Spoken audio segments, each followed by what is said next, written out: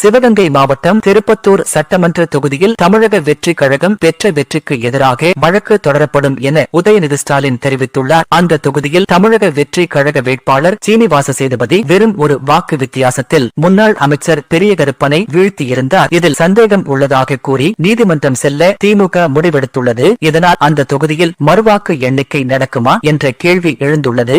தமிழக சட்டமன்ற தேர்தலில் தமிழக வெற்றி கழகம் 108 தொகுதிகளில் வெற்றி பெற்று பெரும்பான்மையை பெற்றதை தொடர்ந்து கோவையில் தமிழக வெற்றி கழக வெற்றியை காங்கிரஸ் கட்சியினர் உற்சாகமாக கொண்டாடினர். டவுன்ஹால் பகுதியில் பட்டாசு வெடித்து இனிப்புகள் வழங்கினர். தமிழக வெற்றி கழகம் வந்தாச்சு, கூட்டணி ஆட்சி வேண்டும் என முழக்கங்கள் எழுப்பினர். இந்த கொண்டாட்டம் திமுக கூட்டணிக்குள் குழப்பத்தை ஏற்படுத்தியதாக கூறுகின்றனர்.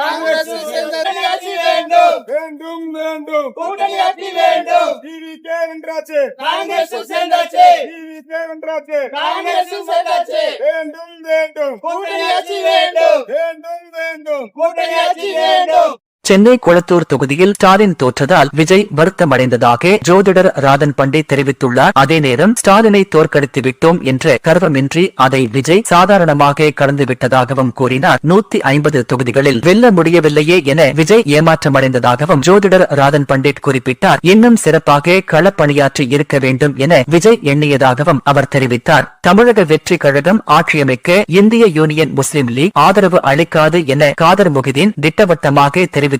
அவர் வெளியிட்டுள்ள அறிக்கையில் கூட்டணியின் தலைமையான திமுகவின் முடிவுக்கு நாங்கள் கட்டப்படுவோம் என தெரிவித்துள்ளார். வாணியம்பாடி பாபநாசத்தில் இந்திய யூனியன் முஸ்லிம் லீக் வெற்றி பெற்றிருந்தது குறிப்பிடத்தக்கது. தமிழக வெற்றி கழகத்திற்கு பெரும்பான்மை இல்லாததால் பிற கட்சிகளின் ஆதரவை விஜய் எதிர்பார்த்து காத்திருப்பது குறிப்பிடத்தக்கது. தமிழக பொறுப்பு கவர்னர் அர்லேகரை சந்தித்த விஜய் ஆட்சியமைக்க உரிமை கோரியுள்ளார். இது தொடர்பான கடிதத்தில் நாளை காலை 11 மணிக்கு பதவியேற்கவும் கேட்டுள்ளார். பெரும்பான்மைக்கு 118 இடங்கள் தேவை என்ற நிலையில் தற்போது வரை 112 சட்டமன்ற உறுப்பினர்களின் ஆதரவை தமிழக வெற்றி கழகம் பெற்றுள்ளது. எனவே பெரும்பான்மையை நிரூபிக்க 2 வாரங்கள் விஜய் அவகாசம் கேட்டுள்ளதாக தகவல் வெளியாகியுள்ளது.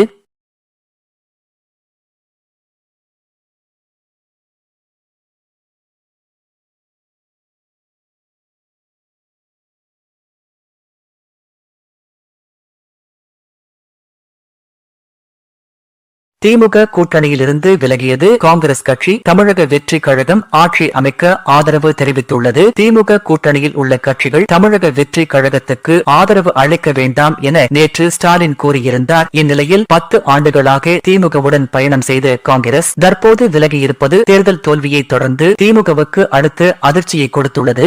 ஆட்சி அமைக்க உரிமை கோரிய விஜயிடம் 118 சட்டமன்ற உறுப்பினர்களின் ஆதரவு கடிதத்தை கவர்னர் கேட்டதாக தகவல் வெளியாகியுள்ளது. தற்போது காங்கிரசின் 5 சட்டமன்ற உறுப்பினர்களுடன் சேர்த்து தமிழக வெற்றி கழகத்திற்கு மொத்தம் 112 சட்டமன்ற உறுப்பினர்களின் ஆதரவு மட்டுமே உள்ளது. இதனால் திட்டமிட்டபடி நாளை விஜய் முதல்வராக பதவியேற்பு விழா நடக்குமா என்ற சந்தேகம் எழுந்துள்ளது. இது விஜய்க்கு பின்னடைவாக பார்க்கப்படுகிறது. தமிழக காங்கிரஸ் கமிட்டி ஒருமனதாக தமிழக வெற்றி கழகத்துடன் இணைய முடிவெடுத்துள்ளதாக கரூர் எம்பி ஜோதிமணி தெரிவித்துள்ளார். அரசியலில் கூட்டணிகள் மாறுவது இயல்பு என்றும் 2014ஆம் ஆண்டு திமுகவும் எங்களை வெளியேற்றியது என்றும் தமிழக நலன் கருதி மரியாதையுடன் பிரிவதே நல்லது என குறிப்பிட்டுள்ளார். மேலும் ஸ்டாலின் தோல்வியடைந்த சூழலில் நாகரிகமற்ற விமர்சனங்களை தவிர்க்க வேண்டும் என்றும் ராகுல் காந்தியை அவதூறு செய்வதை பொறுத்துக் கொள்ள முடியாது என்றும் அவர் எச்சரித்துள்ளார். திமுக அதிமுக தங்களது சட்டமன்ற உறுப்பினர்களிடம் தனித்தனியே ஆலோசனை கூட்டம் நடத்துவது புதிய பரபரப்பை ஏற்படுத்தியுள்ளது. இன்று மாலை அதிமுகவின் சட்டமன்ற உறுப்பினர்களின் கூட்டம் நடைபெற்றது. இதில் அடுத்த 3 நாட்களுக்கு சட்டமன்ற உறுப்பினர்கள் சென்னையில் இருக்க வேண்டும் என உத்தரவிடப்பட்டது. இந்நிலையில் திமுகவும் தங்கள் சட்டமன்ற உறுப்பினர்களை ஆலோசனைக்காக சென்னை அழைத்துள்ளது. தமிழக வெற்றி கழகத்தை ஆட்சி அமைக்க கவர்னர் அழைக்காததால் 2 கட்சிகளும் புதிய நகர்வுகளை மேற்கொள்கின்றன என்பது குறிப்பிடத்தக்கது. தஞ்சை தொகுதியில் தமிழக வெற்றி கழகம் சார்பில் போட்டியிட்டு வெற்றி பெற்ற சட்டமன்ற உறுப்பினர் விஜய் சரவணன் வெற்றி கொண்டாட்டத்தின் போது மது அருந்திவிட்டு கும்மாளம் அடித்ததாக ஒரு வீடியோ சமூக வலைதளங்களில் வைரலாகி வருகிறது. இந்த சம்பவம் தற்போது பரபரப்பை ஏற்படுத்தியுள்ளது.